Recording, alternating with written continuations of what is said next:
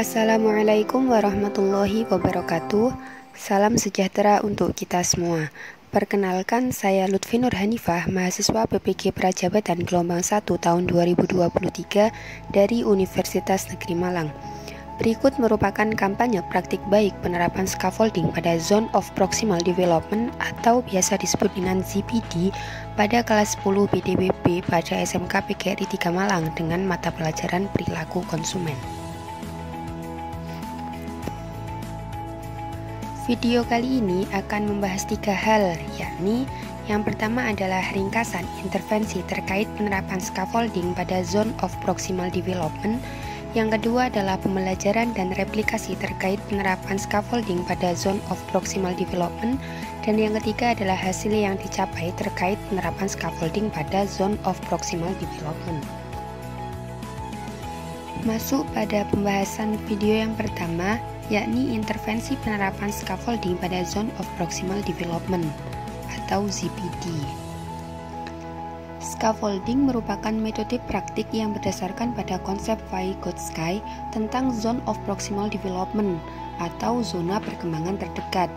Menurut teori Vygotsky, peserta didik mempunyai 2 tingkat perkembangan, yaitu tingkat perkembangan aktual dan tingkat perkembangan potensial. Individual juga mempunyai tingkat perkembangan, di mana Vygotsky mendefinisikan sebagai tingkat seorang individu dapat memfungsikan atau mencapai tingkat itu dengan bantuan orang lain, seperti guru, orang tua, atau teman sejawat yang kemampuannya lebih tinggi. Zona antar tingkat perkembangan aktual siswa dan tingkat perkembangan aktual siswa disebut zona perkembangan terdekat atau Zone of Proximal Development. Perkembangan pembentukan atau scaffolding merupakan peran interaksi sosial yang mendominasi pembentukan mental peserta didik, di mana guru dapat berfungsi sebagai pengingat dan mendukung peserta didik dalam mendapatkan mental yang lebih tinggi dalam menyelesaikan masalah yang dihadapi. Selanjutnya adalah proses pembelajaran dan replikasi penerapan scaffolding pada ZPD pada mata pelajaran perilaku konsumen di SMA PGRI 3 Malang. Kali ini, saya akan mengangkat pembahasan tentang pembelajaran perilaku konsumen dengan menggunakan scaffolding pada Zone of Proximal Development pada kelas 10 BDPB SMK PGRI 3 Malang.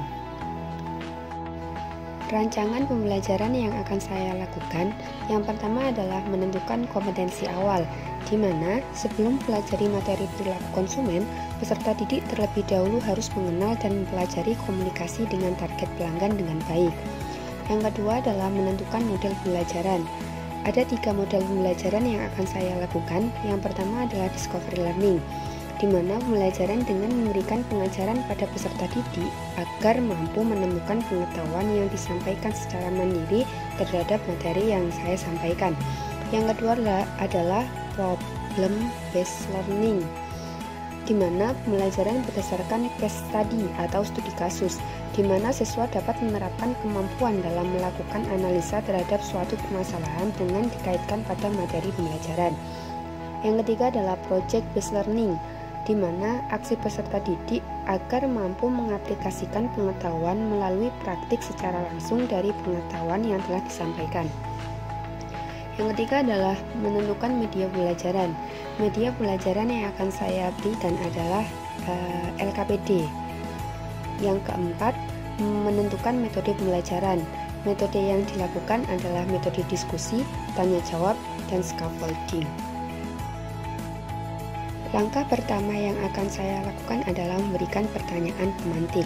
Pertanyaan tersebut dapat berupa, apa yang dimaksud dengan perilaku konsumen? Menurut kalian, apa manfaat perilaku konsumen bagi seorang pemasar dan perusahaan? Menurut kalian, faktor-faktor apa saja yang mempengaruhi perilaku konsumen? Selanjutnya, saya akan mengarahkan peserta didik untuk menemukan permasalahan diskusi dari tanya jawab yang telah dilakukan sebelumnya. Selanjutnya, saya akan menampilkan materi ruang lingkup melalui video pembelajaran. Setelah melihat video pembelajaran, peserta didik akan diarahkan untuk mengajukan pendapat mengenai video yang telah ditayangkan sebelumnya, di mana nantinya Saya akan mengakomodir jawaban-jawaban dari peserta didik dan menunjuk peserta didik yang lain untuk menjawab pertanyaan yang sama.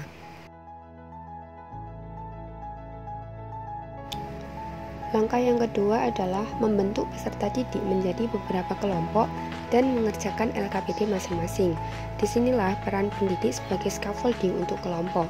Peserta didik melakukan praktik wawancara kepada konsumen secara langsung tentang faktor-faktor yang mempengaruhi perilaku konsumen, kemudian menarik kesimpulan yang sesuai. Alat dan bahan yang digunakan adalah laptop atau tablet, serta koneksi internet yang memadai. Petunjuk pengerjaan LKPD kali ini adalah peserta didik diminta untuk menganalisis ruang lingkup perilaku konsumen, pengertian perilaku konsumen, dan faktor-faktor yang mempengaruhi perilaku konsumen. Setelah itu, peserta didik menganalisa ruang lingkup perilaku konsumen dengan membuat mind mapping. Langkah yang ketiga adalah peserta didik melakukan presentasi terhadap hasil wawancara yang telah dilakukan sebelumnya, kemudian mengemas tugas dengan diunggah di sosial media pribadi peserta didik. Di sini, guru sebagai fasilitator sebaiknya mendorong peserta didik yang lain agar mengajukan pertanyaan sehingga tercipta sebuah diskusi tanya jawab yang aktif dan interaktif. Pembahasan materi yang terakhir adalah hasil yang dicapai terkait penerapan scaffolding pada Zone of Proximal Development. Berdasarkan penerapan scaffolding pada ZPD dengan menyesuaikan karakteristik peserta didik, menurut saya, peserta didik dapat terlibat secara aktif menyesuaikan diri dengan kemampuan yang dimiliki, sehingga mampu mengikuti proses pembelajaran dengan baik. Peran guru untuk mendorong peserta didik agar mampu menyelesaikan tantangan yang dihadapi berjalan dengan maksimal, ditandai dengan meningkatnya minat belajar peserta didik dalam proses pembelajaran di kelas. Sekian pemaparan dari kampanye praktik baik pada pembelajaran perilaku konsumen dengan menggunakan scaffolding pada Zone of Proximal Development pada kelas 10 PDBB SMK PGRI 3 Malang. Semoga dapat memberikan manfaat bagi semua. Sekian, wassalamualaikum warahmatullahi wabarakatuh.